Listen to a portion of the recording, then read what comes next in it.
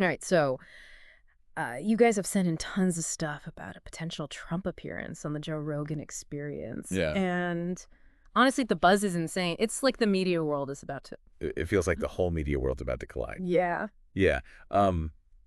We're talking about two media giants here, really. I mean, each with an audience that, most people can only dream of. Oh, yeah, for sure. Donald Trump, the former president. And then you have Joe Rogan, whose podcast audience on Spotify alone is bigger than the combined primetime viewership of CNN, MSNBC, and Fox News. Which is crazy. Yeah. So what does that mean, like, when we think about the impact of something like that? Yeah. I guess Especially politically. Yeah, it was huge. I mean, particularly because Rogan's audience skews younger. Right. These are people who aren't glued to cable news. Yeah. So this could be Trump's way of reaching a demographic that's traditionally been really tough to engage. Yeah, that makes sense. And then you've got figures like Elon Musk and Tucker Carlson Oh, right, yeah. being mentioned alongside all of this, too. So it's like a whole new wave of media and influence. Yeah, it's definitely a different world than the one where, everyone's sitting around watching the nightly news. For sure. But let's get back to Trump and Rogan. Okay. The source material mentions that they have a bit of a complicated history. Yeah, they do. Rogan has publicly criticized Trump before. Oh, wow. Which makes this potential meeting even more intriguing. Yeah, I know. Like a verbal boxing match is brewing, Totally. Two strong personalities, both known for speaking their minds, potentially going head to head. Yeah. That's podcast gold right there. And speaking of things that would break the internet, the source material throws out some hilarious possible podcast topics. Let's hear it. We're talking Trump's assassination, aliens, moon landing conspiracies. Really? Like the works. Wow. It's pretty wild. That sounds so outlandish, but you know what? It's actually pretty telling. Yeah. I mean, both Trump and Rogan, they have this knack for diving into these controversial subjects. They do love it. Which gets people talking, it generates buzz, and let's be real, their audiences love it. Oh, yeah, for sure. I mean, remember that quote from the source material? Yeah. It would take someone willing to be assassinated to do anything like that. I know. It perfectly captures how bold this whole situation is. Yeah, it really does. Yeah. So, okay, beyond the entertainment factor, though, the source is clearly pointing to this potential podcast as a strategy for the Trump campaign, right? Yeah. Specifically to reach those younger voters, particularly young men Yeah. who are really important in elections. Of course, Rogan's podcast is like a direct line to that demographic. Yeah. Which is notoriously hard for political campaigns to reach through traditional media. Yeah, totally. Plus, the source points out that Trump has made appearances on other podcasts like Theo Vaughn's, right, which targets a similar demographic. Yeah. So it's a deliberate strategy to kind of bypass these traditional gatekeepers and speak directly to potential voters. So it's more than just getting votes. It's about shaping the narrative. Absolutely. And controlling the message. Exactly. And it makes you think, how effective will this actually be? Right. Will these younger voters, who are often really skeptical of traditional politics, actually buy what Trump's selling in this setting? I guess we'll have to wait and see, but it's not just about Trump, is it? No. The source material keeps mentioning Kamala Harris and how she's been seeking appearances on shows like Pardon My Take. Right. It seems like a pretty clear contrast to what Trump is doing. It is. It absolutely is. Yeah. It highlights how differently these two campaigns are approaching this whole new media landscape. Yeah. Pardon My Take is massive, especially with young sports fans. For sure. But it doesn't have the same reach or diversity as Rogan's audience. So is this about more than just audience size? Are they trying to project different images? Like different values or ideas, maybe? For sure. With Harris on Pardon My Take, the campaign is likely trying to present her as relatable. Yeah. Someone who's in touch with younger voters. They want to capture some of that show's cool factor and transfer it over to her. But with Trump on Rogan, it's less about being cool and more about this idea of authenticity. Like he's willing to have a real conversation, even with someone who's disagreed with him before. Right. So it's not just picking a podcast to appear on. Right. There's a lot of strategy and messaging embedded in these choices. Absolutely. And it raises the question, is this all just a performance? Yeah. Or are these candidates genuinely trying to connect with voters on their own terms? I don't know. It's something we're going to unpack further. For sure. As we dive deeper into your source material. Awesome. Yeah. Picking up on that idea of authenticity, The source material also points out that Joe Rogan has been increasingly critical of the current administration. Oh, really? Especially when it comes to Kamala Harris. Yeah, there's a section where he really digs into how the media seems to constantly portray her in this really positive light. Right. And it's clearly getting under his skin. Yeah, it's interesting because you have someone like Rogan who exists outside of traditional media. Yeah. But he's still feeling the effects of those narratives. Right. It shows just how pervasive they can be. And the source even plays a clip where Rogan flat out says he'd rather have Trump as president. Wow. Even going so far as to say, without a doubt. It's a strong statement, especially considering his past criticism of Trump. I know. It feels like maybe his perspective has shifted. Yeah. Potentially because he's just become more disillusioned with the current administration. That's possible, yeah. It definitely adds fuel to the fire of this potential Trump-Rogan meeting. Oh, yeah. Like, if Rogan's already leaning that way, will he even press Trump on his past actions and statements? Or will it just be more of a platform for Trump to just air his grievances? That's the million-dollar question. Yeah. And the source material really plays into that anticipation. Yeah. Showing how social media is already exploding with speculation about what might go down. I saw that one post that joked about Rogan locking Trump and Kamala Harris in a room together. Oh, my God. With cameras rolling for hours. Oh, my gosh. Can you imagine? I know. That's a perfect example of how this whole thing has captured people's imagination. Yeah.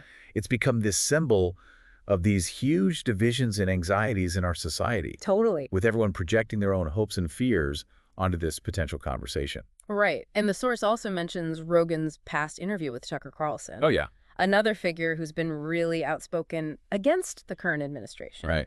Yeah. And what many see as mainstream media bias. That interview was a turning point. Yeah.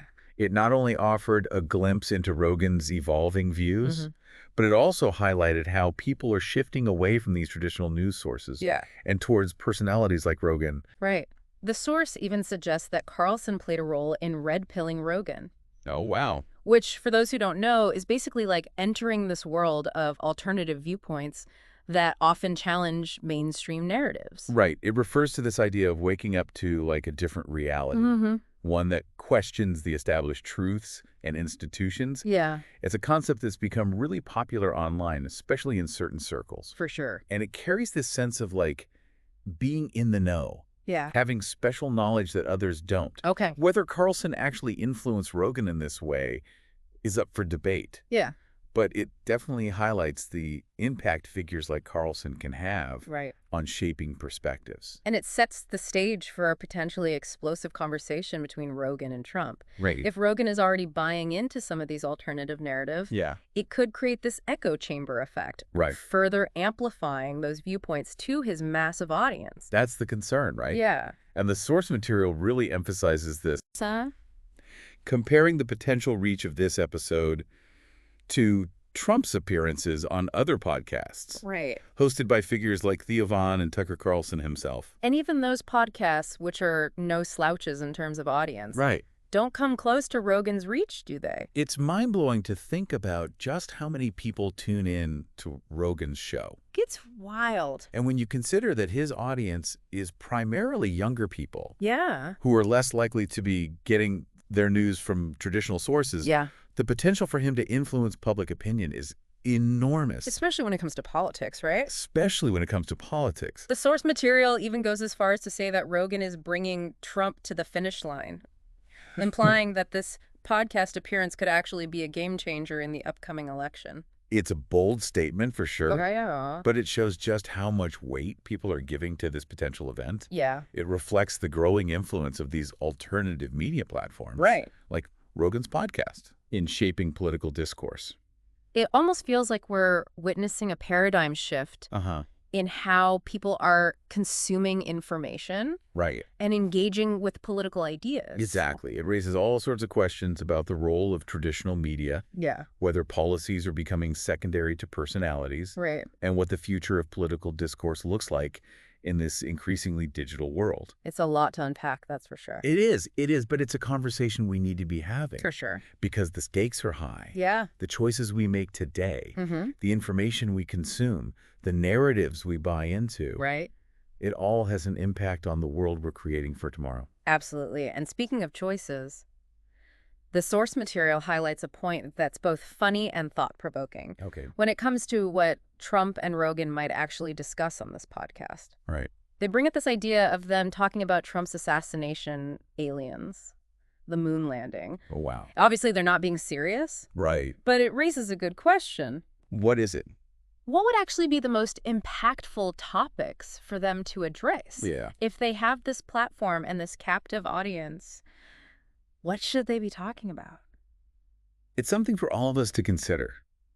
What issues matter most to you? Right. What questions would you want to hear them answer? Yeah. It's easy to get caught up in the speculation and the drama. Mm-hmm. But at the end of the day, this isn't just about entertainment. Yeah. It's an opportunity to engage in a meaningful dialogue that could potentially move us forward as a society. Right. It's about using this moment to dig into these complex issues facing our world. And maybe find some common ground, or at least gain a better understanding of where we stand as a nation. And the source material even touches on a deeper theme that feels relevant here. Okay. This idea of leadership being willing to die for their cause. Yeah, it's a heavy topic, but they keep coming back to it. Yeah. So it feels like it's at the core of what they're trying to get at. Right. They even pose the question, does this person mean it enough to die? As a way to measure true leadership. It's a challenging thought, one that forces us to confront our own values. Yeah. And what we expect from those in positions of power. Right. It makes you wonder, do our current leaders measure up to that standard? Yeah. Are they willing to put everything on the line for the principles they claim to uphold? And that brings us back to this potential Trump-Rogan podcast. Right. Will it be a platform for genuine dialogue? Yeah.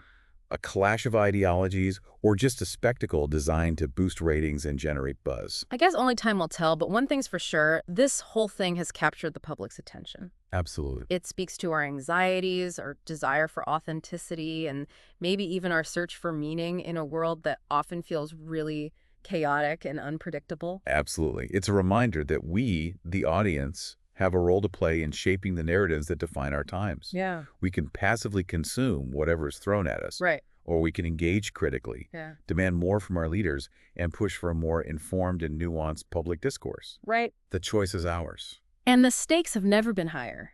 Right. What we choose to believe, who we choose to listen to, it all matters. That's a perfect segue into the final part of our deep dive. Okay. We've covered a lot of ground, but there's still so much more to unpack. For sure. Especially when it comes to the comparisons between how the Trump and Kamala Harris campaigns are approaching this new media landscape. It's a fascinating study in contrasts and strategies. It is. So stay tuned, because we'll be right back to wrap things up and delve into those comparisons.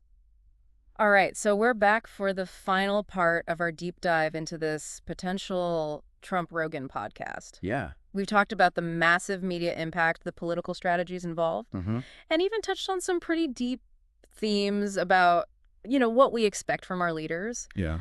But there's one comparison that the source material keeps coming back to that I think we need to unpack a little bit. Okay, what's that? It's this contrast that the source keeps making between Trump potentially going on Rogan and Kamala Harris seeking out these appearances on shows like Pardon My Take. Oh, yeah. It seems like a small detail. Right. But they make it clear that these choices are deliberate. Yeah.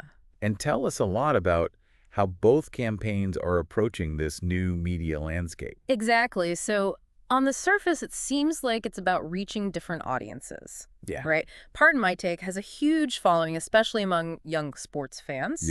Yeah. And Rogan's audience is much broader and more diverse. Right. But is there more to it than just that? Oh, yeah, definitely. It's also about image, I think. Yeah. Each campaign is trying to craft a very specific perception of their candidate. So let's break that down. What kind of image is each campaign going for here? Well, with Harris on Pardon My Take, the goal is probably to make her seem relatable. Okay. In touch with those younger voters. They want to borrow some of that show's cool factor. Yeah. And have it rub off on her a little bit. So it's about more than just reaching those voters. It's about shaping how they see her. Exactly. They want to tap into the credibility Pardon My Take has with that audience. Yeah. And use it to boost her appeal. Got it. Okay. What about Trump going on Rogan? Cool. What message are they trying to send there? Well, with Trump, it's less about being cool and more about this idea of authenticity. Okay. At least for his supporters. Right. Rogan's podcast is seen as this space where people can just speak freely without filters or censorship. So they're playing into that image of Trump as the outsider. Yeah. The one who's not afraid to challenge the establishment. Exactly. By choosing Rogan, they're signaling that Trump's willing to have this open conversation. Right. Even with someone who has criticized him before.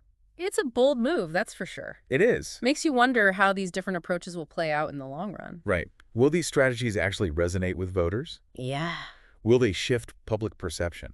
Who knows? It's impossible to say for sure. But it's fascinating to see how both campaigns are navigating this whole new world of media and influence. It really is, and it's a good reminder for all of us, as listeners and as voters, that we can't just passively accept everything we hear. Right. We have to be critical, think for ourselves, question the messages that we're being bombarded with constantly. Absolutely. We have to engage with this information actively and decide for ourselves what we believe. Couldn't have said it better myself. So before we wrap things up, I want to touch on one more thing that keeps popping up in the source material. Okay. This idea of leadership being willing to die for their cause. Oh, yeah. That's heavy. It's a heavy concept, but the source clearly thinks it's important. It is. It taps into this deep desire, I think, for authenticity and conviction in our leaders. Yeah. People are tired of these empty promises and political maneuvering. They want someone who genuinely believes in something. Yeah. And is willing to fight for it, even if it means personal sacrifice. So it's about more than just words. It's about actions that demonstrate true commitment. Absolutely. And the source seems to be asking whether either Trump or Harris actually meet that standard. Right. Do their actions really show a deep, unwavering commitment to these ideals they talk about? Yeah. Are they just all talk? Or are they motivated by something else? It's a good question, and it's one that each of us has to grapple with, I think. Yeah. It's easy to get caught up in the hype and the drama, the personalities. Right.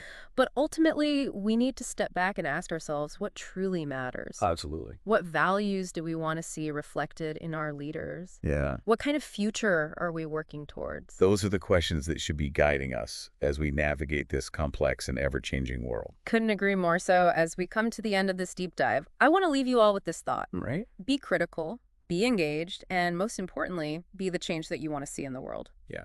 Don't just sit back and let things happen. Be an active participant in shaping the future. Absolutely. We may not have all the answers, but by asking the right questions, by challenging assumptions, and by engaging in these meaningful conversations, we can create a more informed, more engaged, and ultimately a more hopeful future. Well said, and that is a wrap on our deep dive into the potential Trump-Rogan podcast. Great episode. We explored the buzz, the strategies, the deeper implications, and hopefully gave you all some food for thought. Absolutely.